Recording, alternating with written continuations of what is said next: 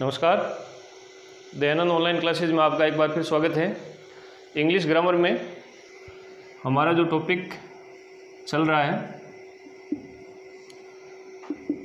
Prepositions,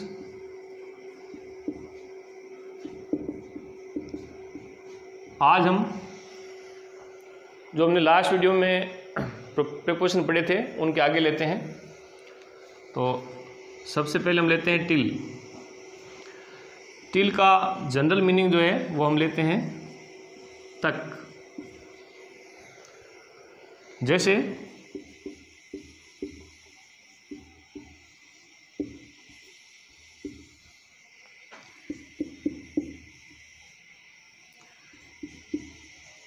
they will return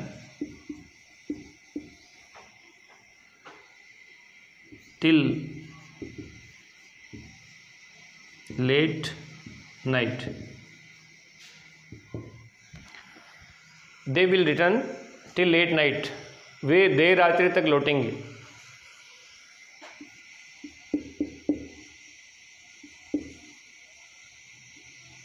second हम लेते हैं she was waiting for me till evening. वह शाम तक मेरा इंतज़ार कर रही थी। तो टिल का जो यूज़ है वो हम तक अर्थ के लिए लेते हैं, और विशेषकर इसका जो यूज़ है वो किसी पर्टिकुलर टाइम के पूर्व ही किया जाता है। टिल के पश्चात आगे हम लेते हैं विद। विद का अर्थ हम लेते हैं के साथ। जैसे एग्जाम्पल में देखते हैं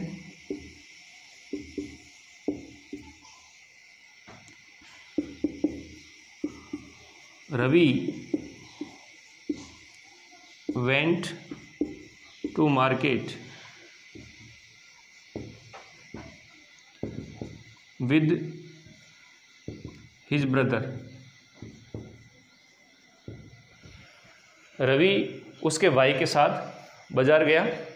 तो यहाँ जो है विद का यूज है के साथ।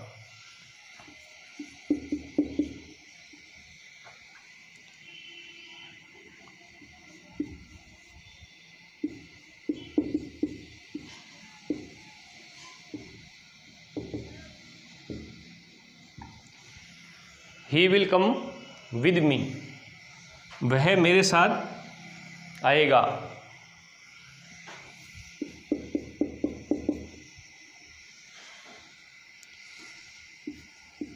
We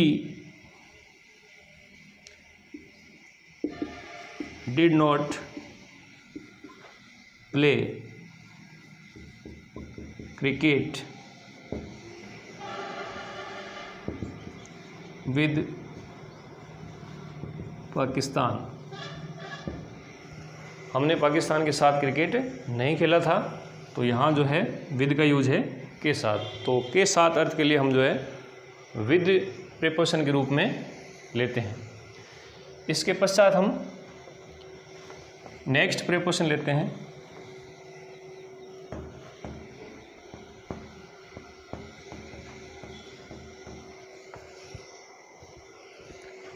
with in.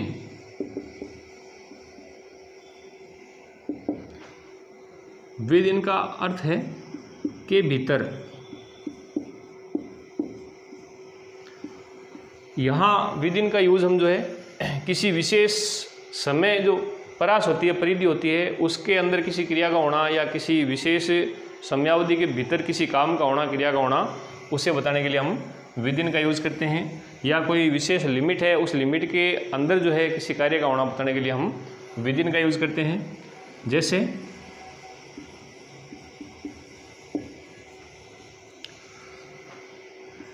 सेंटेंस है answer all the questions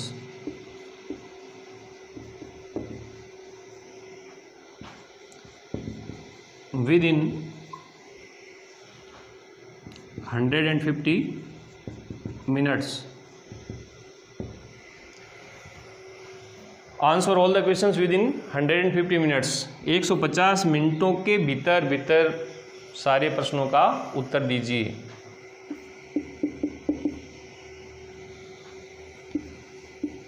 right an article with in 100 words.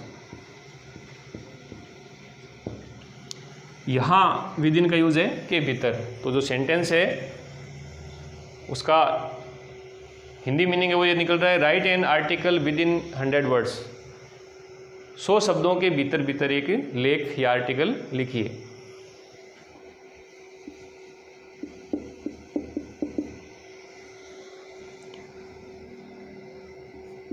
He asked me to answer about it within 5 days. He asked me to answer about it with in 5 days. उसने मुझे 5 दिनों के भीतर भीतर इसके बारे में उत्तर देने के लिए कहा या उत्तर देने के लिए पूछा। विद इन के पश्चात हम लेते हैं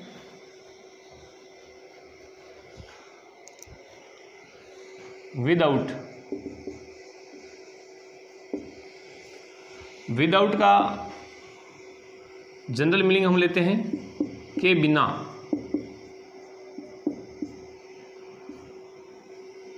या रहित, से रहित या रहित, हम जो है इसका अर्थ लेते हैं।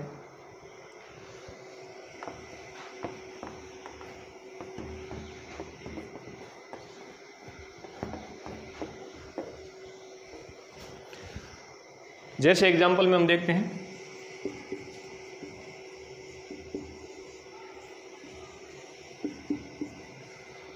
जैसे सेंटेंस है you can not entered into the classroom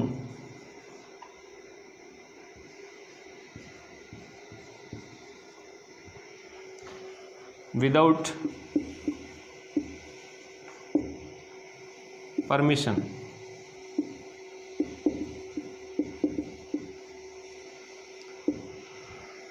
you can not enter in to the class room without permission. तुम बिना आज्ञा के, बिना आज्ञा के, परमिशन का अर्थ आज्ञा है, बिना आज्ञा के कक्षा कक्ष के अंदर प्रवेश नहीं कर सकते हो। Enter, you can not enter in to the class room.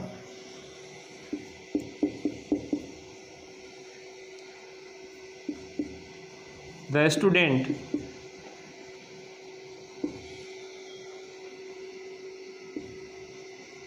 must not come to school without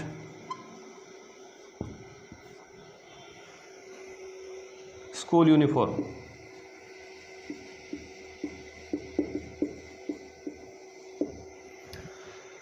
विद्यार्थियों को बिना स्कूल पोशाक के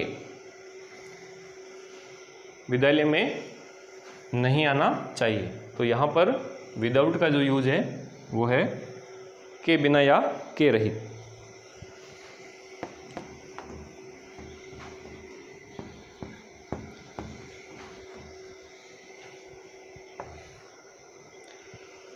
एक दो सेंटेंस हम और लेते हैं। Harish solved all the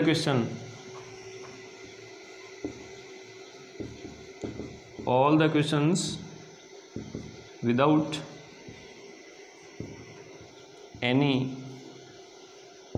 difficulty।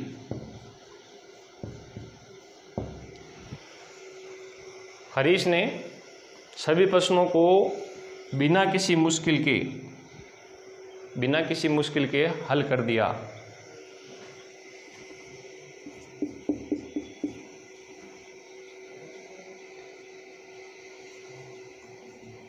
His father returned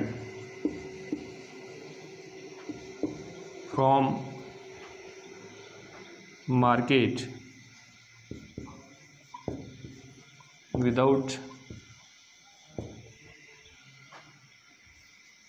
any book। उसके पिताजी बाजार से बिना कोई किताब के या बिना कोई किताब लिए लौट आए। तो यहाँ पर विदाउट का जो अर्थ है वो है के बिना या के रहे।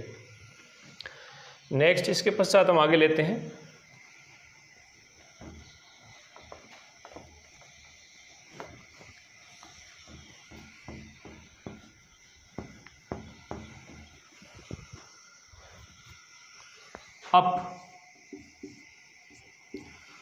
अब का हमने स्टार्टिंग जो वीडियो था प्रीपोजिशन पर हमारा, उसमें हमने इसके बारे में पढ़ा था। अब का अर्थ है ऊपर,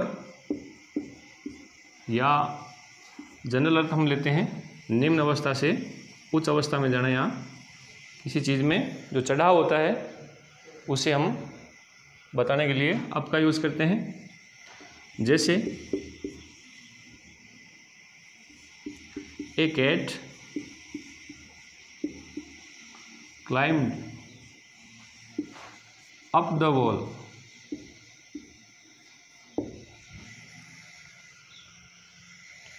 बिल्ली दीवार के ऊपर चढ़ गई।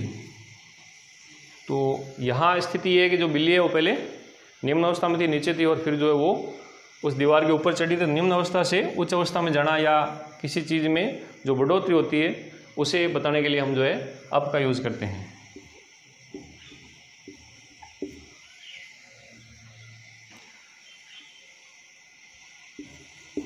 A snake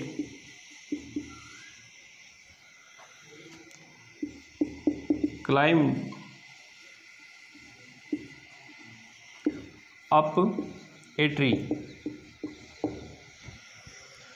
एक सांप एक पेड़ के ऊपर चढ़ गया। निम्न अवस्था से उच्च अवस्था में वो चला गया।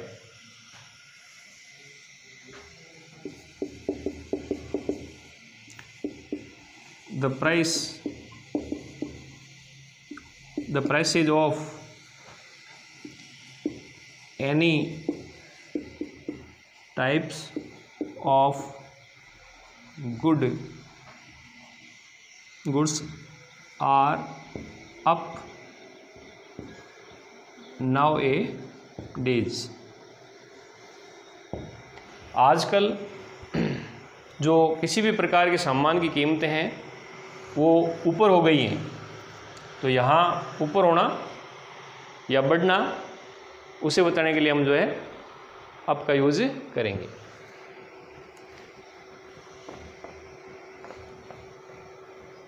इसके पश्चात नेक्स्ट हम आगे लेते हैं।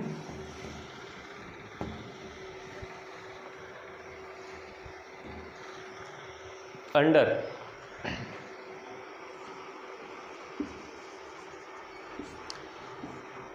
अंडर का अर्थ है नीचे। तो यहाँ हमने जो स्टार्ट में वीडियो प्रीपोजिशन का लिया था उसमें अंडर के बारे में हमने पढ़ा था कि अंडर का यूज़ हमें किसी वस्तु को नीचे होना बताने के लिए यूज़ में लेना है, और ऊपरी जो वस्तु है उससे इन दोनों के बीच में हमें गैप की स्थिति बतानी है, और जो निम्न वस्तु है वो किसी प्रकार से गतिशीलता नहीं दिखाई, यानी एक जगह स्थिर है और गैप लिए हुए है। तो ऐसी स्थिति में हम जो है अंडर का यूज़ करेंगे। लेकिन कुछ समय पश्चात वो जो है अपनी स्थिति में परिवर्तन करे, तो ऐसी स्थिति में हम जो है अंडर का यूज़ यहाँ करेंगे। जैसे सेंटेंस है some cows are sitting under a tree. तो सेंटेंस का जो अर्थ है, हिंदी अर्थ है, वो ये है some cows are sitting under a tree. कुछ गायें एक पेड़ के नीचे बैठी हैं। तो यहाँ अंडर का अर्थ है नीचे। तो पेड़ और गायों के बीच में जो है गैप की स्थिति है, जो यहाँ मस्ट है। और इसके अलावा जो नीचे गाय बैठी है वो कुछ समय पश्चात अपनी स्थिति को परिवर्तित करेगी, यानी वो वहाँ नहीं बैठी रहेंगी। तो ऐसी स्थिति में इस चीज़ को बताने के लिए हम जो है अंडर का यूज़ करेंगे।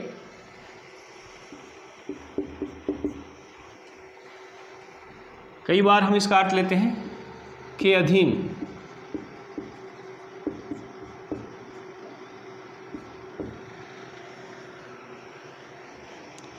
जैसे he is working under my company.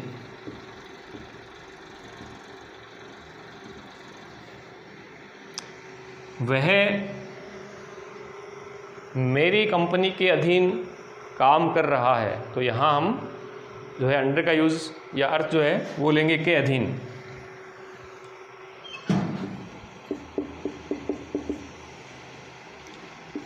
Sunil got success under mister Sharma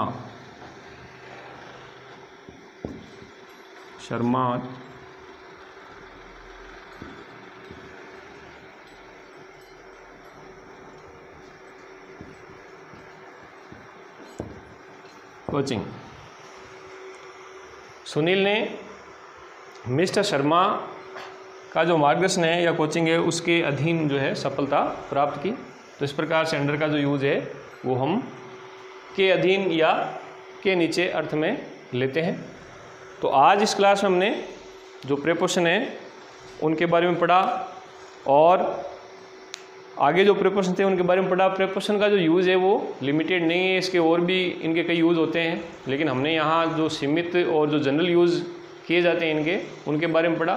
तो विस्तृत इनके बारे में जो हमारी क्लासें स्कूल स्तर पर चलती हैं उनमें बच्चों को काफ़ी चीज़ें इनके बारे में और भी सीखने को मिलेगी। आज इस क्लास में इतना ही। जय हिंद, जय भारत।